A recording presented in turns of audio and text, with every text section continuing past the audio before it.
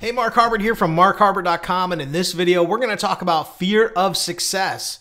Yes, it's a real thing, and yes, many people have a hard time overcoming this one. We're going to talk about 3 ways that you need to recognize that you're probably subconsciously doing it. I know I've done it, and to some extent, sometimes I still do it, trying to get to that next level. So if you want to know how to overcome this, stick around. I'm going to show you exactly how.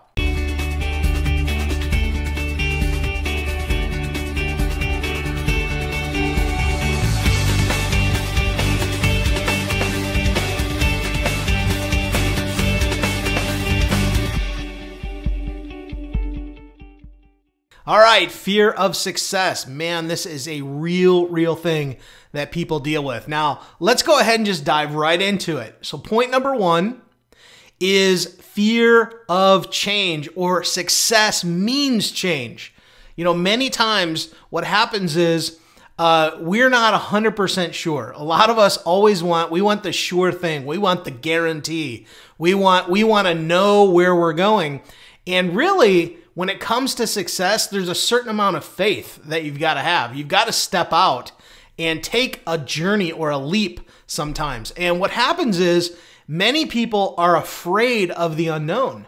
So going forward, well, I don't know what success really feels like, or I've never experienced it. So what happens is subconsciously, that's an unknown thing for us. So what happens is we're subconsciously fearing the change that's going to happen if we become successful. So what happens is we tend to hold on to the sure thing. Sometimes it could be our job, could be some other situation. But as an entrepreneur, the goal is that we want whatever our goal is. If it's freedom, if it's time freedom, if we want to be our own boss, whatever it is we want to be. But it's that obstacle of overcoming the unsure thing, or the unknown. And the unknown is what really keeps us from moving forward, because success means change. And if we want to get that success, we're going to have to change. And sometimes we don't have all the answers. We just know we want to get from point A to point B. And there's a whole bunch of steps in there that keep us from doing it. Let me give you a quick example before we move on to our next point. But many times people, when they come to me and I'll teach and train them, or I coach them about lead generation, they'll say, well, when I get a lead, when I start getting leads, what do I say to those leads? How do I convert them?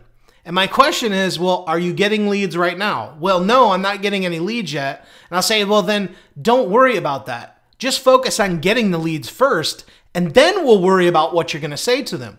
You see, but what's happening is that person is subconsciously trying to figure out the entire path the whole way, because that's unknown to them. Well, if I get a lead, how do I talk to them? Just focus on getting the lead first, then let's worry about the next step. And one of the things that I do share with people is that if you want to know how to get from point A to point B, you've got to lay out that entire game plan of how you're going to do it. However, when you lay out that game plan, the key is not to look at the big picture all the time. It's good to have a view of the big picture, but sometimes people look at that big picture and it almost creates an overwhelm for people. And what I suggest you do is stop looking at the big picture. Yes, you should map it out and have an idea, but then focus on the individual steps that it takes to get there. So I'm not going to move on to step 2 until I finish step 1. That means I need to generate a lead first. I need to master getting and generating leads. Now, once I've done that and I've mastered that part, let me move on to step number 2 and learn how to communicate with them, how to talk with them, how to move them through the process. You see, this is a big thing. Most people are trying to do it all at once, and it's stopping them because subconsciously they're looking for the sure thing. They're afraid to step into the unknown, and therefore they try to figure it all out before they take action. Big mistake. It's called fear of success. All right. So let's go ahead and let's look at number 2. All right. Number two. This is huge. Okay. When you're successful, you're going to take on a bigger role. Now, what do I mean by that? Okay. So let's say you go on and you have success. Now, let's say in whatever it is, in our particular case, we're talking home business, affiliate marketing, whatever it may be, you may play a bigger role to the people that look up to you. And this is another thing that can hold people back is they think, well, if my audience per se, if they want to know how to get results, they may come to me and I may not know how to help them or share with them. Maybe you've never played in a leadership role before. But what happens is when you start to get results and you're leading and building an audience of people, they're going to want to come to you for answers. And they're going to want to come to you they want to get the same results that you're getting. And sometimes subconsciously, that can hold us back as well because we're going to play a bigger role. We're going to take on more responsibility. And sometimes that is what leads to fear of success as well. We're too afraid, we're too worried that we won't be able to handle the increased responsibility. But here's what's interesting about this is I will tell you is that when you create results and you get good results, guess what happens? It just becomes a part of who you are. It kind of just becomes a part of how you think. So helping people is actually really easy. It's really easy. Well, how did you do this? Let me just show you how. It's not that hard. So we have to remember that, yes, we may take on a bigger role. Yes, we may take on more of a role as a leader, but I'm going to tell you it's not that difficult because if you do step one, generate leads, whatever it is in your particular niche or business, you generate the leads or whatever, and you move on to the next step where people may want to know what you're going to do from that point, then it's very easy because you've mastered that first step, and that first step is really sometimes the most difficult for people to overcome. You've now set yourself apart, and people will look to you. All right? So let's go ahead and let's dive into number 3. All right, number 3, self-sabotage. Self-sabotage. And this is what happens subconsciously, and it really ties into point number 1 and 2. But ultimately, what it comes down to, guys, all of this is self-sabotaging. You know, when we really realize, when we understand that our minds, okay, are fixed on trying to get the sure thing. See, our minds are designed to always find comfort. You know, we want to find we want to find a sure thing. Okay, so what happens is if our minds don't have a sure thing, subconsciously, we're searching for that. We're searching for that sure thing, and we don't realize that we're doing it. And what happens is a lot of times it causes us to pull back. Now, I've used this example before, and this example is when you walk up to a stove and the burner is on, if you were to put your hand over that burner, what would you do?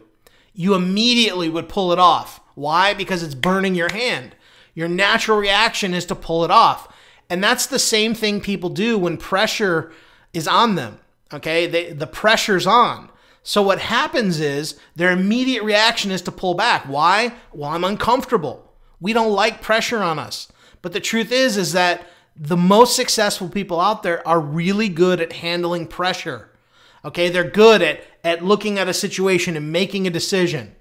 And what happens is we're self-sabotaging ourselves by the fact that we're pulling back every time we feel uncomfortable. You know, and that's just a fact of life, guys. It is all about learning to deal with the uncomfortable. Because I'll tell you right now, there's no personal growth in being comfortable. There's just not.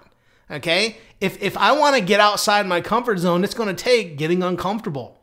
But what happens is you start to expand your comfort zone. Okay? Listen to me for a second here. You start to expand your comfort zone. So when you get outside the comfort zone and get uncomfortable, guess what's going to happen? You keep doing the thing, and guess what happens? Your comfort zone expands. It expands. It expands. And what happens is eventually you get to a point where, guess what? Doing the actions that lead to a successful result are all within your comfort zone because you've been doing it over and over and over, and it now becomes normal. See, the uncomfortable thing that you were, so fearful of a long time ago now becomes comfortable because you've expanded you've grown, essentially, is what it's about. So now the new challenge becomes, how do I get uncomfortable once I've reached a level of success? How do I get more and more uncomfortable to grow and grow and grow? And that's really where it comes down to. So, guys, I hope you got something out of this video. If you've gotten some value out of this, do me a favor, leave a comment below and let me know. Let me know. Tell me exactly what it is that maybe has been holding you back, and maybe I'll make a future blog post and a future video for this.